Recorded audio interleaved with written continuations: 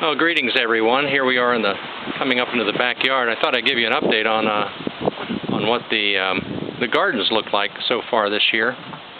Walking out to the back, first we stop here, and we decided to put in cabbage in this area. The cabbage plants are looking pretty good. In fact, they're looking very, very nice. But as far as the forming of heads, I haven't seen any cabbage heads forming yet, but we'll give them time. Over here is our asparagus patch. Still hasn't done very well, and I'm thinking at the end of this year we're going to go ahead and pull it up. These ferns that you see right there, that's the asparagus. The spear just goes to a fern. But not really super enthused about the success, actually no success on asparagus.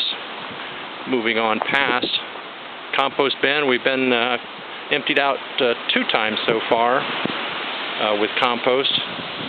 One that winterized, and then the other one just was in the bin for about 3 weeks and pulled it out. Just recently planted here are cantaloupes. Zoom in just a little bit. There they are. 3 plants there, and muskmelons, another variant of cantaloupes. 3 more plants there. Hope this battery lasts. I checked it, but it's indicating that it's low. Moving over into what we call Garden Area 1 Extension. These are all potato plants. We're trying an experiment this year. All of these potato plants are potatoes that we bought, russets that we bought in the store that went to, the eyes sprouted and everything, and we decided to put them in. Let's see what happens. They're growing. I just hope that around late June, early July, they produce a nice harvest of potatoes. This open space here, going to be working on putting in I'm not quite certain what we're going to go in there, but we're going to put in something. Oh no, that's right, squashes. A row of radish in a rain gutter modification thing for a planter. And then garden area number 1, G1.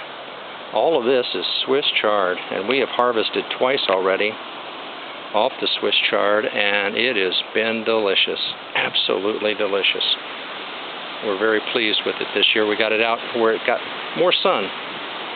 And then the first section here, let me move up a little bit.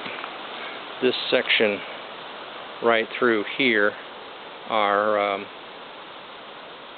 cauliflower. We haven't seen any heads forming yet, but they should form up here in just a little bit. Next to them, I'm going to step inside. Next to them are broccolis, and there's no doubt the broccoli heads are forming. Let's see if I can get this camera in the right position. There, get my shadow out of the way.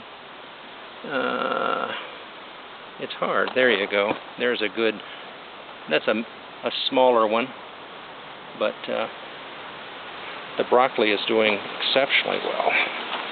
No complaints about broccoli. There's another nice head.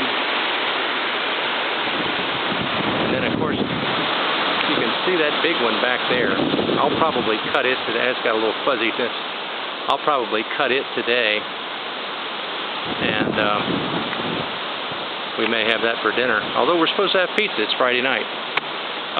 On the back area over there, even though they've dropped, are onions, both Texas Sweet and a red Bermuda-like onion. We've had a couple out of there, and they're very, very good. But I'm going to go ahead and wait a little longer. Okay, hope you don't get vertigo as I spin around out of garden area number 1, coming over to garden area number 3. G1, G2, G3 just simply indicates when we put the garden areas in the sequence.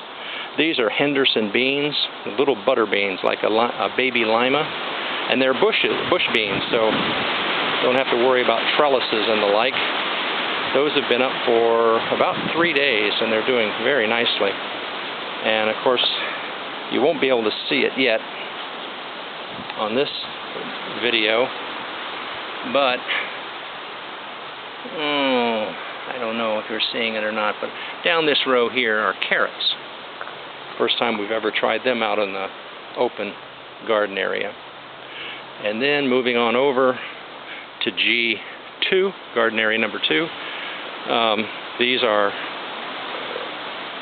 Yukon Gold potatoes and red potatoes. And hopefully, again, latter part of June, early July, these should be ready for harvest. Another, oops, darn it, gotta get this, there we go. These are all radishes too. I've really liked radishes. I slice them up, they're not real big, and they're not hot. Little red baby radishes, and just kind of put them in our salads. Chicken yard hasn't changed a whole lot. We're going to be changing it here once we get some good weather. Taking that that big tent-like shelter, a spring house kind of thing. We're going to be taking it out and taking the chicken coop that's inside, that where the chickens are housed. We've got another coop that we want to put in there. I don't know if this will work or not, but let me zoom back in there. No. One of the hens, Bunty, is brooding, meaning she's thinking she's going to be hatching eggs, so she stays in the nest for a long time. This brooding will last for about 3 weeks. All we do is make sure that she doesn't have any eggs under her, and she'll eventually pull out of it. It's a good thing to have, because that means if I ever do want to use fertilized eggs, she's the one to hatch them for us. Not many chickens will do that, not this size chicken. There's Edwina right there, and behind her is that's Betty Boop.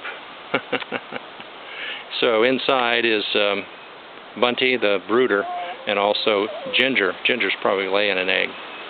Well, that's enough for right now. Let me get this on YouTube.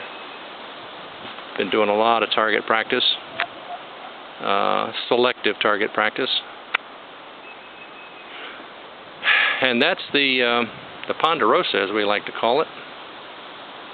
Spinning on back around, and let me wrap it up right here.